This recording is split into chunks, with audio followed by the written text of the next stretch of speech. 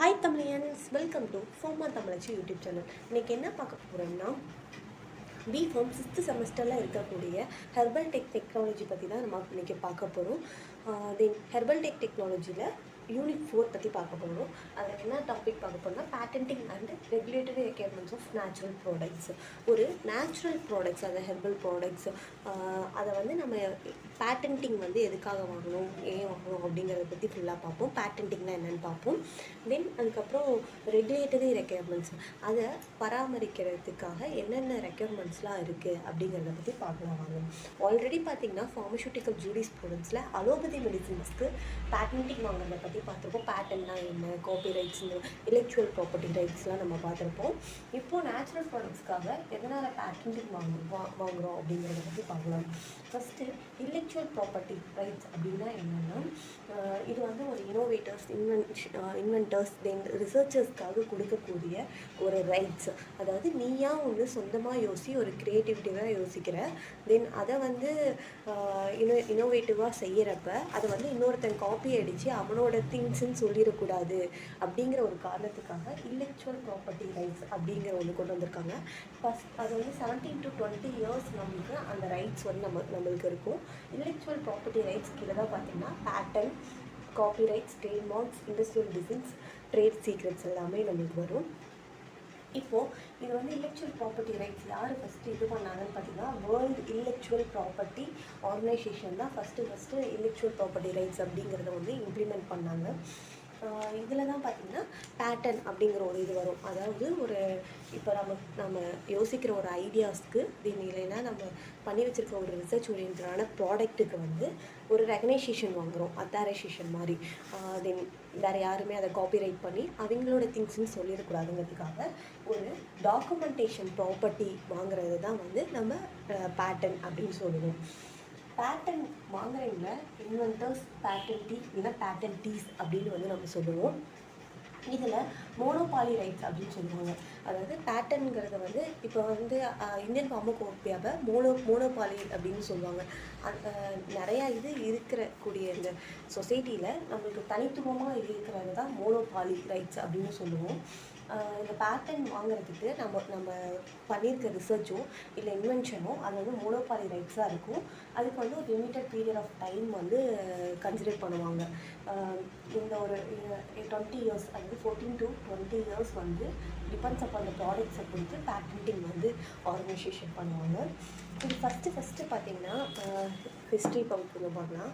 First வந்து Columbus தான் பார்த்திங்கன்னா இந்த லேண்ட், ஐஸ்லேண்ட்லாம் கண்டுபிடிச்சோம் அப்படின்னு வந்து சொல்லுவோம். அந்த மாதிரி கொலம்பஸ் தான் பார்த்திங்கன்னா ஃபஸ்ட்டு பேட்டன் அப்படிங்கிற ஒன்று இம்ப்ளிமெண்ட் பண்ணாங்க. ஒரு 19th century இந்த மாதிரி பேட்டன் அப்படிங்கிறத வந்து இது இம்ப்ளிமெண்ட் பண்ணியிருக்காங்க. அதுக்கப்புறம் 1856 பார்த்திங்கன்னா இந்த 14 years இருந்த பேட்டன் வந்து அமெண்ட்மெண்ட் ஆகிட்டு தான் நம்மளுக்கு 17 to 20 years வந்து நமக்கு பேட்டன்டிங்காக வந்து கேதர் ஆகிருக்கு. இப்போது பேட்டன் வாங்கணும்னா அதுக்கான ப்ரொசீஜர்ஸ்லாம் இருக்கும். என்னென்ன ப்ரொசீஜர்ஸ் அப்படிங்கிறத ஃபஸ்ட்டு பார்க்கலாம். ஃபஸ்ட்டு வந்து ஒரு ஆர்டினரி பேட்டன். இப்போ நான் வந்து இந்த மாதிரி ஒரு ஐடியா வச்சுருக்கேன் அப்படிங்கிறத வந்து ஐடியா இருக்குது, அந்த ஐடியாவையே நம்ம போயிட்டு ஃபஸ்ட்டு எடுத்துகிட்டு அப்ளிகேஷன் பண்ணி ஆர்டினரி பேட்டன்ட்டாக வாங்கிடுவோம். இது ஃபஸ்ட்டு வந்து இது நம்ம வந்து இன்வென்டர், நாம் தான் வந்து பேட்டன்ட்டியோ இல்லை இன்வென்டர் தான் ஃபஸ்ட்டு போயிட்டு இந்த மாதிரி பேட்டன்ட்டுக்கு இது பண்ணுவாங்க. தென் அந்த கம்ப்ளீட் ஸ்பெசிஃபிகேஷன்ஸ்லாம் பார்த்திங்கன்னா வித்தின் 1 yearக்குள்ளே நம்ம ஃபுல்லாக டாக்குமெண்டேஷன்ஸ் எல்லாம் சப்மிட் பண்ணுற மாதிரி இருக்கும். எதுனா அந்த ப்ராசஸ் மெத்தட், அந்த மெத்தாலஜி என்னென்ன மெத்தட்ஸ் யூஸ் பண்ணி நம்ம வந்து இந்த இன்வென்ஷன் இது பண்ணியிருக்கோம். தென் ஃபார்முலேஷன்ஸ், அது வந்து நம்ம ஃபார்முலேஷன் வந்து பார்த்திங்கன்னா டிஃப்ரெண்ட் டைப் ஆஃப் டோசேஜ் நம்ம இது பண்ணாலும் பேட்டன்டிங் வாங்கலாம். அதாவது ப்ராப்பர்ட்டி மெடிசின்ஸ் அப்படின்னு வந்து சொல்லுவாங்க. அந்த ப்ராப்பர்ட்டி மெடிசின்ஸ் வாங்கலாம். இதில் நான் உங்களுக்கு ஒரு எக்ஸாம்பிள்ஸ் காமிக்கிறேன். இங்கே பாருங்கள், இது வந்து ஒரு நார்மலாக இருக்கக்கூடிய ஒரு காஃப் சிரப்போட இதுக்கு கீழே பாருங்கள், அண்ட் ஆயுர்வேதிக் ப்ராப்பர்ட்டரி மெடிசின்ஸ் அப்படின்னு வந்து கொடுத்துருப்பாங்க. இந்த மெடிசின்ஸில் யூஸ் பண்ணியிருக்க ஃபார்முலேஷன்ஸ்லாம் வந்து பார்த்திங்கன்னா, இவங்க இந்த ப்ராப்பர்ட்டரி மெடிசின்ஸ் அதாவது 20 இயர்ஸ் வந்து யூஸ் பண்ணுற வரைக்கும் யூஸ் பண்ணிவிட்டு தென் அதை வந்து அஃபிஷியல் ஃபார்முலாஸை வெளியே விடுவாங்க. தென் அப்புறம் வந்து மற்ற இண்டஸ்ட்ரீஸோ மற்ற பர்சன்ஸ்லாம் வந்து இதே ஃபார்முலாவை யூஸ் பண்ணி அவங்க ப்ரிப்பேர் பண்ணலாம். இது வந்து பாருங்கள், ஆயுர்வேதிக் ப்ராப்பர்ட்டரி மெடிசின்ஸ் அதாவது பேட்டர்ன் வாங்கின மெடிசின்ஸ் அப்படிங்கிறத வந்து டிட்டர்மைன் பண்ணும். அந்த இதை வந்து 1 இயர்க்குள்ள அந்த ஸ்பெசிஃபிகேஷன்ஸ்லாம் நம்ம சப்மிட் பண்ணுற மாதிரி இருக்கும். ப்ராசஸ் மெத்தட் ஃபார்முலேஷன்ஸ்லாம் என்னோடய ஃபார்முலேஷன் இதெல்லாம் சப்மிட் பண்ணியிருப்போம்ல, சப்மிட் பண்ணது எங்கே போகும்னா கண்ட்ரோலர். இப்போ வந்து கண்ட்ரோலர் வந்து யாருன்னு பார்த்தீங்கன்னா, இப்போது அந்த பர்டிகுலர் பிளேஸ்க்கோ இல்லை அவங்க பண்ணியிருக்க இன்வென்ஷன் போயிட்டு அந்த பிளேஸ்க்கு போயிட்டு எக்ஸாமினர் பண்ணுவாங்க. அதை என்ன எப்படி வச்சுருக்கானுங்க, அது வந்து கரெக்டாக இல்லை வந்து ஆல்ரெடி இந்த இது வந்து பேட்டர்ன் வாங்கியிருக்காங்களா, அந்த மாதிரி எக்ஸாமின் பண்ணுறவங்க தான் பார்த்திங்கன்னா அந்த கண்ட்ரோலர். இந்த கண்ட்ரோலர் பார்த்திங்கன்னா அப்ளிகண்ட்டுக்கும் தென் எக்ஸாமினருக்கும் சென்டரில் வந்து ப்ளேஸ் ஆகிருப்பாங்க. இந்த எக்ஸாமினர் அடுத்தது வந்து இவங்க சப்மிட் பண்ணுற அந்த டாக்குமெண்ட் ரிப்போர்ட் வந்து கண்ட்ரோலர் வந்து எக்ஸாமினருக்கு வந்து ரிப்போர்ட்டெல்லாம் சப்மிட் பண்ணுவாங்க. அந்த ரிப்போர்ட்லாம் இவங்க வந்து அனலைஸ் பண்ணி செக் பண்ணிவிட்டு வித்தின் 8 மந்த்ஸ்க்குள்ளே பார்த்திங்கன்னா நம்மளுக்கு வந்து பேட்டன்ட்டிங் வந்து ப்ரொவைட் பண்ணிடுவாங்க. சப்போஸ் ஏதாவது ஒரு மிஸ்டேக்ஸ் ஏற்கனவே இந்த காப்பிரைட் வந்திருக்கு இல்லை வந்து பேட்டன்ட்டிங் ஆல்ரெடி வாங்கியிருக்காங்க அப்படிங்கிறது வந்து இருந்துச்சுன்னா செக்ஷன் 13 படி நம்மளுக்கு வந்து அப்போஸ் பண்ணுவாங்க. இல்லை சப்போஸ் வந்து எந்த ஒரு ப்ராப்ளமும் இல்லை, அந்த கம்ப்ளீட் ஸ்பெசிஃபிகேஷன்ஸ்லாம் என்ன பண்ணிடுவாங்கன்னா அந்த அஃபிஷியல் கெசட்ங்கிறது ஒன்று இல்லை, அது ஒரு வெப்சைட் வந்து அந்த வெப்சைட்டில் வந்து அதை போஸ்ட் பண்ணிவிட்டு ஒரு ஆட் மாதிரி அட்வர்டைஸ்மெண்ட் மாதிரி கொடுத்துருவாங்க. இந்த மாதிரி ஒரு ப்ராப்பர்ட்டரி மெடிசன்ஸ் வந்து ப்ரிப்பேர் பண்ணியிருக்காங்க அப்படிங்கிறது. சப்போஸ் ஏதாவது ஒரு ப்ராப்ளம் அந்த அஃபிஷியல் கெசட்டில் விட்டதுக்கப்புறம் ஏதாவது ஒரு அப்போசிஷன் வந்து 4 மந்த்ஸ்க்குள்ளே வந்துச்சுன்னா ஏதோ இல்லீகலாகவோ இல்லை ஆல்ரெடி பப்ளிஷ் பண்ணதோ இல்லை எக்ஸ்பீரி டேட் முடிஞ்சதை வந்து ரிட்டன் நீங்கள் இது பண்ணுறதோ இல்லைனா மிஸ்ஸிங் அந்த இன்னோவேட்டிவ் ஸ்டெப் வந்து அதாவது இன்வென்ஷன் இது பண்ணியிருப்பானுங்க ஆனால் நான் எப்படி கண்டுபிடிச்சேன் அப்படிங்கிற அந்த இன்வென்டிவ் ஸ்டெப்பை வந்து மிஸ் பண்ணியிருந்தாலும் இல்லை அப்ளிகண்ட் வந்து அந்த டாக்குமெண்ட்ஸ் இன்ஃபர்மேஷன்ஸ்லாம் வந்து சப்மிட் பண்ணாமல் இருந்தாலும் அந்த மாதிரி இருக்கிறப்ப இந்த 4 மந்த்ஸ்க்குள்ளே அப்போஸ் பண்ணி இந்த டாக்குமெண்ட்டை வந்து வெளியே தூக்கிடுவாங்க.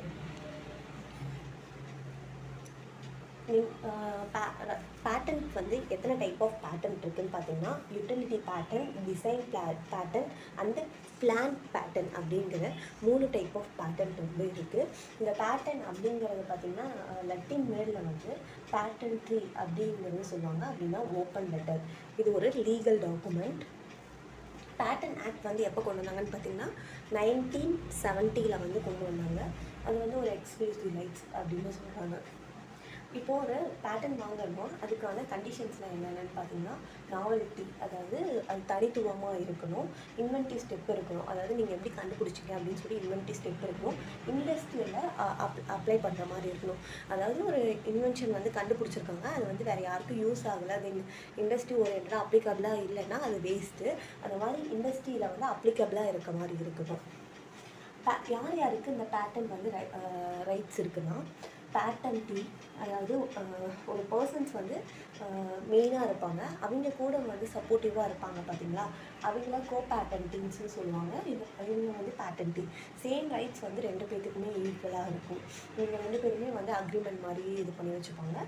இவங்க வந்து அந்த ப்ராடக்டை வந்து விற்கிறதுக்கு டிஸ்ட்ரிபியூட் பண்ணுறதுக்குலாம் இவங்களுக்கு வந்து ரைட்ஸ்லாம் வந்து இருக்குது. தென் பேட்டன்ட்டுக்கு என்னென்ன பேட்டன் எத்தனை வருஷம் அப்படிங்கிறத பற்றி பார்க்கலாம். பேட்டன் வந்து 1970 வந்து ஆக்ட் வந்து கொண்டு வந்தாங்க. தென் வந்து 20 இயர்ஸ் வந்து அந்த பேட்டன்ட்டோட ரைட்ஸ் வந்து நமக்கு இருக்கும். அதே ட்ரேட்மார்க்குன்னு பார்த்திங்கன்னா இப்போ பொவன்டோவோ இல்லை வந்து நம்மளுக்கு கொக்கோகோலாவோ அவங்களுக்கு எடுத்துக்கிட்டிங்கன்னா அந்த லோகோ மாதிரி ஒன்று இருக்கும்.